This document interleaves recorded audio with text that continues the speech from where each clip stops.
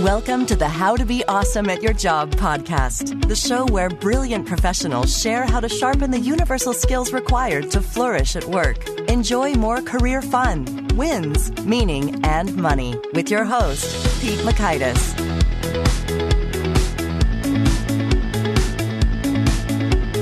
Hello and welcome to episode 282 with Neen James. I think you'll enjoy this chat with Neen because we are talking about attention and what does it take to pay attention wisely and well. So you'll learn 1, how 15 minutes per day can change everything. 2, strategies for selecting the worthiest of goals.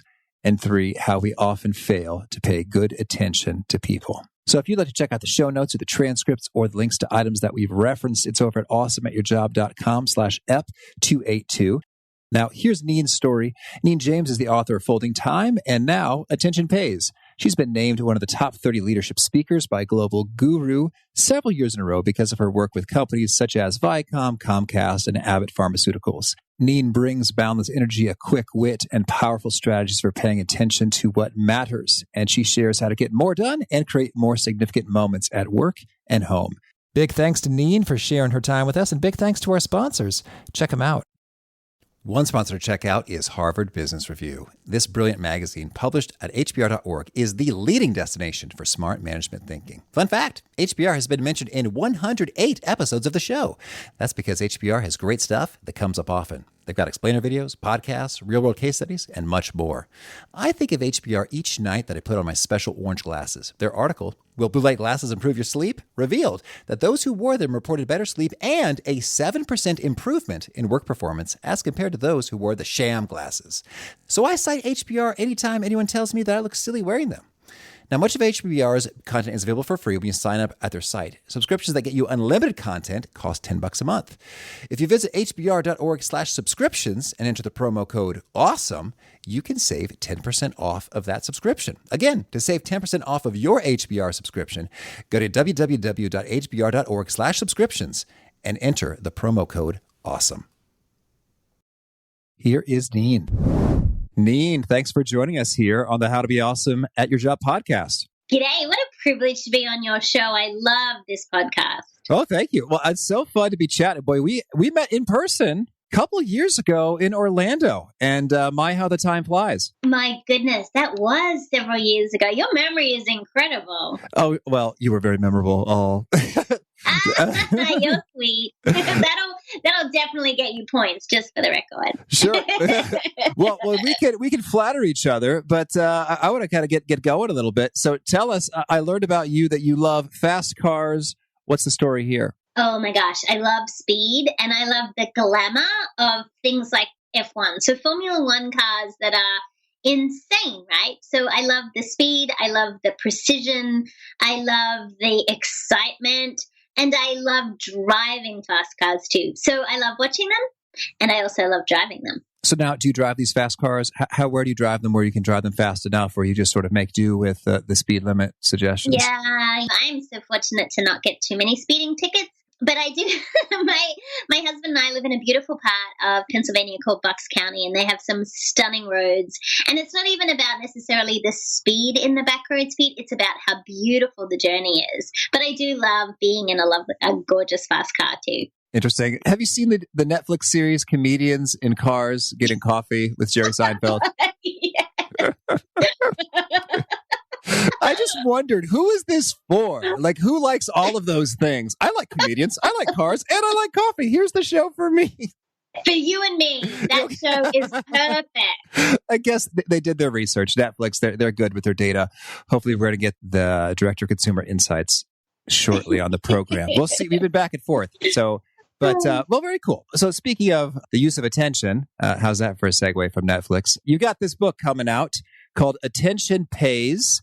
Very clever, rather than pay attention. Attention pays. So tell us, what's the main idea and what's it all about? Why is it important? The reason it's so important, Pete, let's start with that, is because we're living in this time where we are more distracted than we've ever been before. Technology's changed the pace at which we work, and we feel what I call in the book the over trilogy, which is overwhelmed, overstressed, and overtired. And so many of our listeners can relate to at least one or all of those things. And what I realized is we can't manage time, but we can manage our attention. So what I created through the research and interviews and all my speeches and all the great time I get to spend with my clients and in my executive mentoring, I realized that we pay attention three ways. Personally, it's about who we pay attention to, and that's being thoughtful. Professionally, it's about what we pay attention to, and that's being productive. And globally, it's about how we pay attention in the world, and that's about being responsible. Personally, professionally, and globally. And the book shares hundreds of strategies that every person in their professional career, and it doesn't matter if they are working inside a big organization like so many of your listeners, or whether they work for themselves, this will apply. Okay. Well, Neen, boy, are you a keynoter perchance, laying it out in three key elements? You better believe it. All right. Well, I'm intrigued to dig into each of those. But first, I'd love it if maybe you could orient us a bit in terms of, you mentioned the technology, it's happening and things are changing and it's fast paced and all this information and all that. Sure. I guess I'm curious to hear just what kind of a difference does it make if you are a master of your attention versus you're, I guess, at the mercy of, whoever wants your attention. Let me give you an example of one of my clients. I have the privilege of working with Comcast, and I was with a leadership team, and what we decided to do was we decided to set them a challenge. Could they invest 15 minutes in a strategic appointment with themselves every day to master their own attention? Identify their top 3 not negotiable activities that before their head hits the pillow tonight, what's their 3? And the reason we did this with this leadership team is they were responsible for a very large budget with a very large team. And we realized that their attention was being pulled in hundreds of directions. I'm sure your listeners can relate to that. What was fascinating about this particular case study that we did was every single leader told me, as a result of investing their attention for 15 minutes a day, their team development went up, their sales went up, and they became the top performing team in the region. This is amazing to me, in their company, my apologies. What's amazing to me is that 15 minutes, which we all could invest, right? 15 minutes is 15 minutes we can find in our calendar. They learn to master a strategic appointment with themselves. And I love that idea of just that one 15-minute appointment every day. And that way, too, you know what your most important things are that you do today. So it drives your productivity and it holds you personally accountable for the results. Well, Nina, I can't let that go. So 15 minutes a day made a transformational difference for these folks. So you must unpack it for us. What's happening during these 15 minutes? Sort of what's the prescription? Well, let me tell you how I do mine, Pete, and this might help the listeners as well. For me, what I do is I make my coffee and I sit down with it's a pretty fancy system. I use a Post-it note, admittedly. And what I do on that Post-it note is I write at the top, today I will. And then I determine what are 3 things that I absolutely must achieve today. Now, these 3 things will move me closer to my goals. So, for example, if you work for a company, chances are you have objectives you're being measured on a quarterly or annual basis. It's a really great idea to identify activities that are going to bring you closer to those particular goals. If you are a leader who is managing a team of people, no doubt your team has responsibilities that you as the leader need to guide them on. So what are 3 things you could do today that would move those projects or objectives or results forward? What this does, Pete, is it becomes a decision filtering system, meaning every time you want to get distracted, every time someone walks into your office, every time you're tempted to go on social media, you look at your 3 things. Now, I deliberately write them on a Post-it note, and I'll tell you why. I can carry that silly little Post-it note with me all day, and it's a visual reminder of where my attention needs to be invested, as opposed to some of us. I've tried electronic to-do lists, I've tried apps, I've tried written to-do list. It's the one thing that I seem to be able to stick to. But here's the other thing. Stick to. All right. Zing. I love being able to cross things off. And I wonder if you've got people on that podcast who will admit that they write things on a to-do list just so they can cross them off, right? Absolutely. That's the example I use in Myers-Briggs workshops for judging preference. Yes. It's true though, Pete, because we want to know something we did today mattered. And if you simplify your day by what we call prioritizing your priorities into those top 3 not negotiables, you'll have a much stronger chance of achieving them. Do you remember when Pete Shankman was on the show and he talked about eliminating all the choices? He has such a fantastic way of seeing the world and managing with such a fast brain that he has.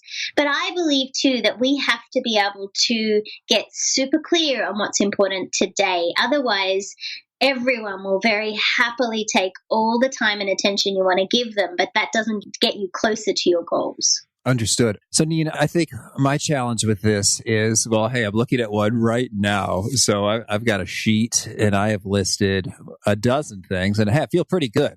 They're all done. Now I'm just chatting with cool people like you, for the rest of the day.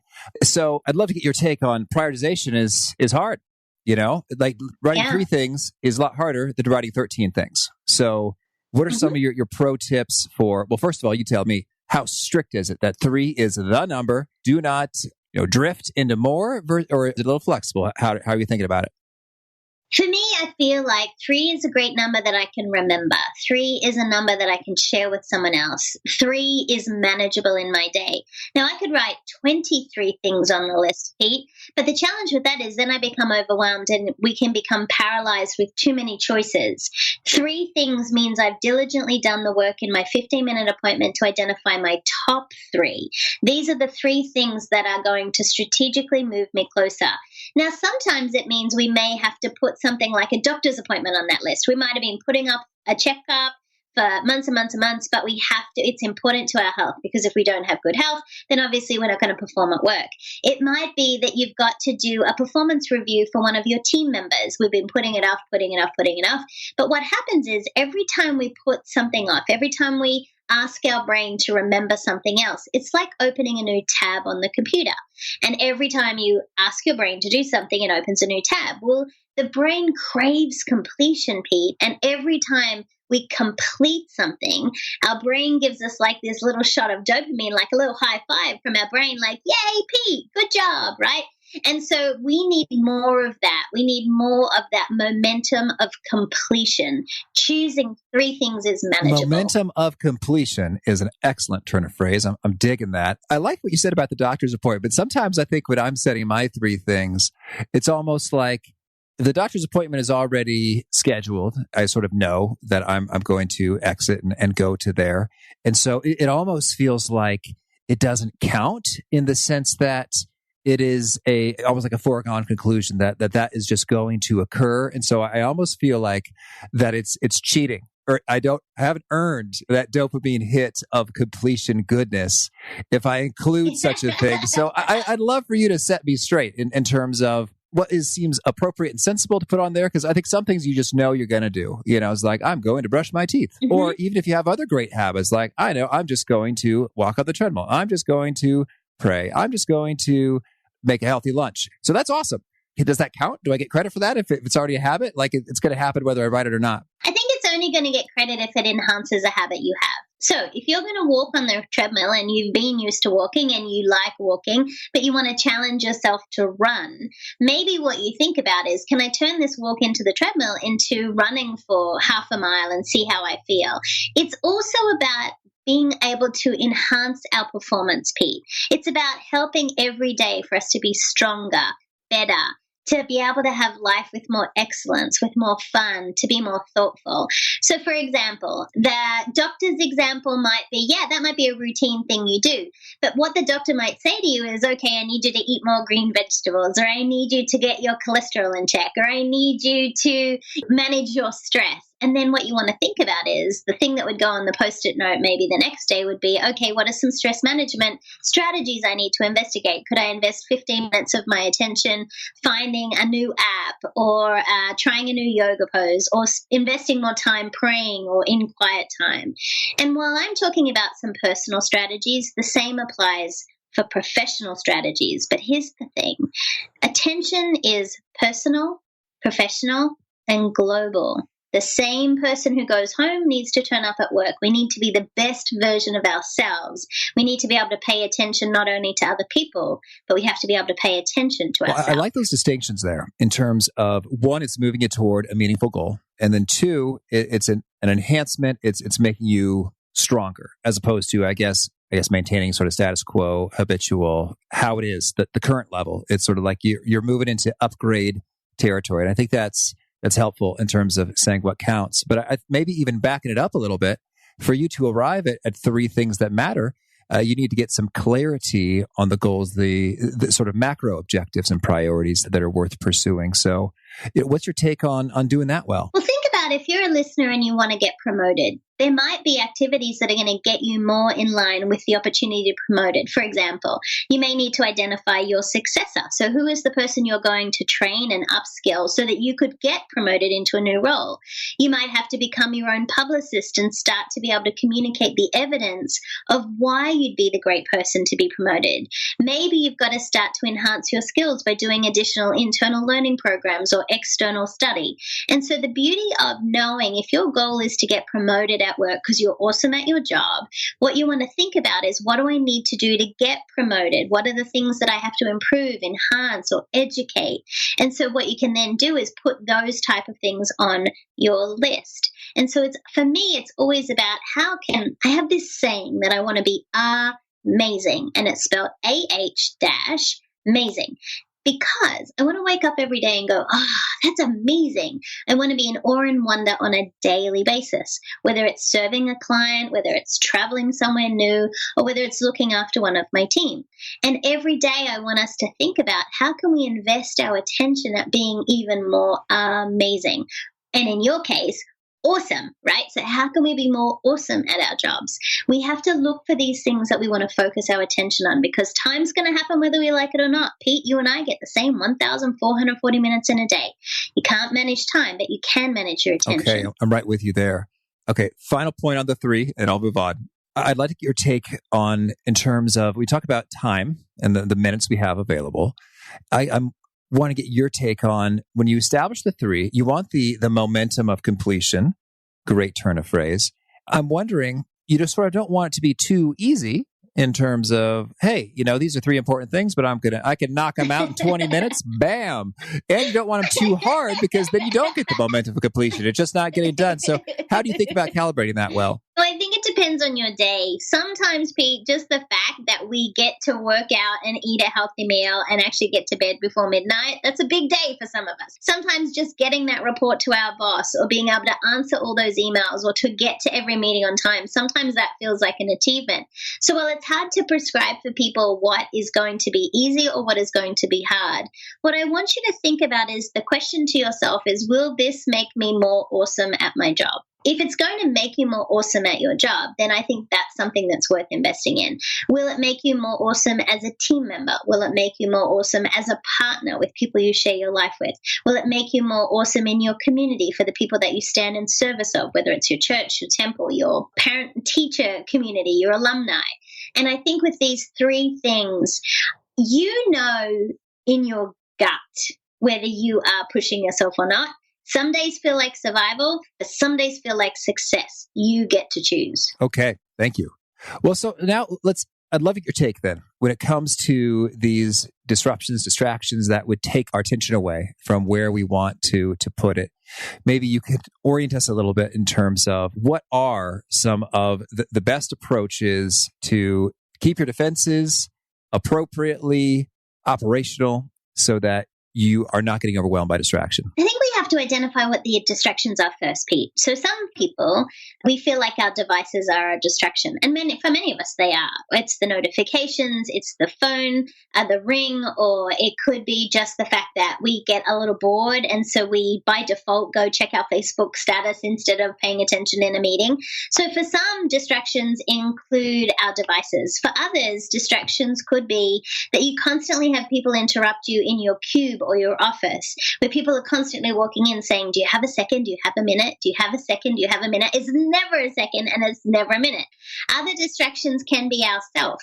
We can be sometimes the worst at managing our own attention, because we open up a website and then that takes us to another website, which takes us to another website. And then 20 minutes have gone by and we've achieved nothing. And so distractions can come in the form of technology. They can come in the form of our own head traffic, some of our fears, concerns, or stresses. The first thing we need to do is identify what those distractions are and then look to how to eliminate them. What I tend to use is some of my favorite tools. For example, one of my favorite apps is called Freedom. Freedom is an app that I can install on all of my Mac and my iPhone, which is a website blocking app. Which means if I'm trying to get very dedicated, focused amount of activity done, or I'm writing a proposal, or I'm preparing a keynote speech, it literally blocks me out of websites. And it's really powerful because you can set it up for short or long periods of time. So I love using tools like that will help me stay very focused. I also have an actual cover on my phone. And so what I realized was sometimes just seeing that something's happening on my phone was enough of a distraction. So I got an actual cover which covers the screen. So there are little ways that you can become much more diligent in the way you manage your distractions, turning off every notification, closing windows you're not really using, being able to cover devices, maybe leaving things like your cell phone outside the meeting room so you can pay attention in the meeting. Maybe when you're driving, leave it in your bag or in the glove compartment so that you're not actually tempted to check it. We have to think about the fact that if, for example, we have an office, could you occasionally shut the door and then tell the team when my door is shut, I'm trying to work on a project? If you don't have the luxury of an office in your particular workplace, could you use headphones in your cubicle and just say to your team, hey, if I have my headphones on, I'm just trying to get something completed. We've got to start to create strategies for this continual state of distraction we live in. Yes, I like that. And any pro tips for communicating that to a boss or others who think that they sort of have the right to take your attention wherever they please? I think it's a conversation. You've got to be a grown-up and you've got to say to your boss or your team member or your colleague that you really enjoy spending time with, in order for me to be really productive, there's occasionally times where I need to be hyper-focused. My way of being hyper-focused is by putting my headphones on or booking a conference room on another floor or coming in maybe 20 minutes later so I can sit at the local Starbucks and get my day really prioritized. But having agreements with your team and then being able to honor that, it's kind of like a do not disturb sign. And I have done this with manufacturing clients, with pharmaceutical clients, with media clients, where they have created internal team versions of do not disturb. So one of my media clients in New York, they have these little signs on the back of their chair, and it's kind of like red and green. So if it's red and you walk up to their chair, that's their internal version of do not disturb. One of my pharmaceutical clients has these little soft cush balls that they sit on their monitor. And if you walk up to their monitor, they can see this little tiny soft cush ball, which is their internal do not disturb sign. And the team have become so good at not interrupting each other. We have to think through what's going to work for you, what's going to work for your team. Oh, I like that so much. This reminds me of Brazilian steakhouses with the red and the green. Exactly. He's like, Same thing. bring me delicious meats versus no thank you. I'm satisfied for now. Love it. Very cool. Okay, so it's really fun how that does become sort of normative and folks can all respect it. And then I suppose, they will know, if they need to, if there's a true emergency, that requires an overriding, of the indicator. One of my favorite things we talk about headphones is, this might be overboard, but I like my Bose noise canceling headphones and then I have earplugs on inside them. So really? Yes. That's amazing. So no one can penetrate the sound barrier. Well, so it really is. Like sometimes I'll be startled, like, oh, oh, there you are. I had no idea. So that does happen sometimes. And then it's sort of fun, like in terms of like, if you remove an earplug, it's kind of like, whoa, this guy. Well, for better or for worse, I don't know what exactly the message that sends. Either this guy is a freak, he's a real weirdo, or whoa, that dude was focused. Maybe I should, sort of carefully think if it's essential that I interrupt this flow state. I think that we need to understand what works for us doesn't always work for everyone else, and we need to communicate more actively about where we need to be able to focus our attention and how others can help us as well. It does require brave, grown-up conversations, but it will totally increase your productivity. Very nice. In terms of our overall capacity to pay attention, I hear all these stats like our attention span has shrunk from 12 seconds to 8 seconds. I still don't quite know how that's being measured, and I want to dig into that study one of these days. But tell us, what are some approaches to improve our very mental ability to pay attention? Well, let's just start with the fact that no one actually had evidence that our attention span is shrinking. No one had evidence that we have the attention span of a goldfish. I mean, who wants to be compared to a goldfish? It's crazy town. And every piece of research we tried to find where people were actually measuring true adult attention spans wasn't happening. And so I think what happens is, Pete, our attention is split. So we have to be aware that we are splitting our attention. And what that means is we have to then think about, for us to really pay attention in a more profitable way, in a more productive way, in a more thoughtful way, we have to think about who's in front of us right now and how much of our attention do they need or deserve at that point in time. What really needs our attention, and what do we need to do to be able to progress that particular task, activity, or conversation? And then how are we going to show people how we're paying attention? Now, that could be the simplicity of looking someone in the eye when they're talking. It could be the simplicity of taking notes so that you don't forget what is being said. It might be the opportunity to ask a question to see if you really understand what the person is sharing with you. We've got to be able to be more diligent. My little 5-year-old friend gave me the best lesson in this. If anyone has a 5-year-old listening to this, you know what it's like to try and debate with a 5-year-old. But my friend Donovan and I were in a very heated debate. And then at one point, he grabbed up to meet me. He was so annoyed. He and I were kind of discussing something. He thought I wasn't paying attention to him. He jumped up to meet me. He grabbed my tiny face in his tiny little hands and he turned it towards him and he said, "Neen, listen with your eyes." He was 5 years old. I mean, that wisdom from a child has totally changed the way that I pay attention, where we have to show people we're listening with our eyes. Certainly. And so I'd love for you to just expand upon that. I guess that means that you're looking at them and not sort of trailing off. And what else in extremely specific tactical terms? One of the things we found, there was a couple of studies that were done where people were experimenting with the device on the table and whether people trusted you if you had your device on the table, whether they felt like they were being valued. And so it was interesting in all these different research studies that we were looking at that people often trust you less, that they feel less important with you if they can see your device. And what they're thinking is there's someone else who needs your attention, or you're going to default to your device instead of paying attention in that conversation. So we need to think about all of the things that potentially pull on our attention too, whether it is maybe people work in an open plan office and so there's constant noise and smells and sounds and laughter and music and conversations all around us. Or maybe it is when we're meeting with someone, what's happening in the conference room as far as if we're letting someone dial in. Do they really get our attention? Do we include them? Do we involve them? Listening with our eyes is not just the physical act of looking someone in the eye, but in a virtual world, we have to also think about when we reply to an email, Pete, did we really answer the question or the concern that was addressed? Did we truly listen to the webinar? Did we listen in on the teleconference and provide an answer at the appropriate time? When you think about how much we don't pay attention, it's fascinating. I think we live in a time where we are paying attention. We're just not paying attention to the right people, the right things, the right way. Interesting. I think that really gets you thinking in terms of just being intentional then with regard to, I think about these teleconferences where folks are not paying attention. And you're advocating to pay full attention. It's sort of like, that makes me think, oh, many of these teleconferences I shouldn't be in the first place. Yeah, and sometimes it means declining a meeting. So sometimes that's the best use of your attention. In the book, we talk about intentional attention. It's the choices we make and the actions we take. And I use the word leaders, whether you are yourself personally leading a team of people or whether you are a leader. As leaders, we have a responsibility to be intentional with our attention because it's intention that makes our attention valuable. Okay. Well, Neen, tell me, anything else you really want to make sure to mention before we shift gears and hear about some of your favorite things? We think we're paying attention, but we're not.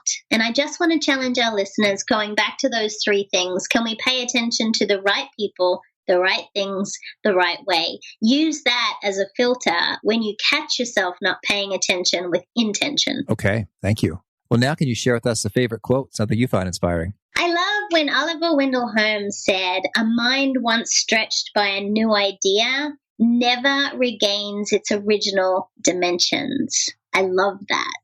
And tell me, have you found particular ideas stretched your mind a whole lot that you'd care to share here now? I think it probably goes to my favorite book, which is called The Thought Leader's Practice, written by Matt Church, who was an early mentor and now a business partner.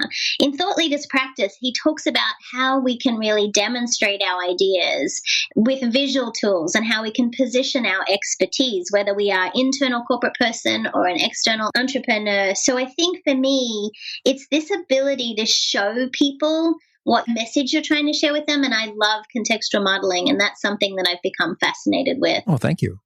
And how about a favorite study or experiment or bit of research? There's so many that I was looking at for my Attention Pays book. I found it really hard to narrow it down. What I think is really important if we want to be more awesome in the way we pay attention is that we become our own study and start to study ourselves on how we're showing up and how we're paying attention, and then seeing how we can change that. So I don't have one particular one, but I am quite fascinated with how each of us pays attention to ourselves. So maybe we become our own study. And how about a favorite book? The Thought Leader's Practice by Matt Church. I'd probably go back to that one. That is definitely one of my favorites. And it's one that I go back to time and time and time again. And the other one that I love is on that completely different end of the scale is The Gifts of Imperfection by Brené Brown. Oh, yes. Thank you. And how about a favorite tool? I'd go back to two apps. One would be Freedom app I mentioned earlier in the interview, and the other one would be Text Expander. It is one of my all-time favorites, and I use it every day, multiple times a day. Completely agree. And they were also our first sponsor. So thank you to Text Expander. Great. Yeah. They're amazing. Agreed. And how about a favorite habit, a personal practice of yours that helps you be awesome? I write thank you notes every day. So I find one reason to write one thank you note, whether it's while I'm traveling to housekeeping, whether it's a client that I've had the privilege of serving, whether it is a barista who's made me an amazing coffee, or whether it's someone that I really care about in my personal life. So I make sure that I write one thank you note every day. Oh, cool. And how long are these thank you notes? How long does it take? Do you have a system? Now, I do carry stamp stationery with me everywhere, so I always have them in my bag. I always have them at my desk, and I have them in my car. So the system is keep stamp stationery with you all the time. And so does this normally happen in the morning or the afternoon or evening, or kind of just whenever? I have a deal with myself. I don't go to bed until one's written. So sometimes it's a little bit messy late at night, but generally speaking, they happen throughout the day. All right. And is there a particular nugget, a piece that you share that tends to really resonate, connect with folks, and gets quoted back to you? A Neen original piece of brilliance? Listen with your eyes. Okay. And Neen, is there a particular place where you'd like folks to learn more, or if they wanted to get in touch, where would you point them? There's only one Neen James online. So if you go to neenjames.com, you'll find everything you need, and you can follow me on social media at Neen James. And you have a final challenge or call to action for folks seeking to be awesome at their job? I want you to invest 15 minutes in an appointment with yourself. I want you to try this every work day. Identify your top 3 not negotiable activities before your head hits the pillow that night. Try it for 1 week. I guarantee your productivity will increase. Okay. Well, Neen, thank you so much for sharing this. It was fun to reconnect after some years, and you're continuing to rock and roll and make a huge difference. So this was a lot of fun. Thank you. It was a privilege. Thank you for everything you do in the world. This podcast makes such a difference to people to allow them to be awesome at their job and pay attention to what matters. I got a kick out of Neen's 15-minute exercise, and I discovered that I could very quickly write a whole bunch of potential to-do list items in under 1 minute. But then that's not the hard part. The hard part, and the part that takes the time in that 15 minutes, is really making the tough judgment calls. It's like, okay, what's it going to be? What are the 3 that are worthy of that level of elevation, and why? And in so doing, I think it continually sharpens your sense of priority and goals and what's most important, not just for that day, but globally. And why are you making the decisions that you're making? And that does take a good bit of time. And it reminds me of whoever said it, I would have written you a shorter letter, but I didn't have time. it often takes more time to produce less because you're making the hard trade-off decisions and getting wiser as you do day by day. So I could see why that would be transformational, not just another to-do list approach, but a means of baking in time for getting continual clarity on what's most critical. So thanks, Neen. Hope you found that handy, everybody. If you go to awesomeatyourjob.com/Ep282, you could check out the transcript and links and such. And if you haven't already, I hope you'll push subscribe. If you do so, you'll hear from our next guest. It is Charlie Harari. It rhymes. It's fun. And Charlie is talking about what you do with your mind in terms of your interpretation of events and resulting in resilience and clarity and focus and self-knowledge. It's kind of profound and simple and heavy, and yet can produce a lightness when mastered. So I think you'll enjoy that one. Until next time, peace. Thanks for joining us for today's episode. To get the most out of this conversation, visit awesomeatyourjob.com to find today's show notes, transcript, and infographic summary cheat sheet. For more entertaining professional skill sharpening, be sure to subscribe to catch the next episode of How to Be Awesome at Your Job.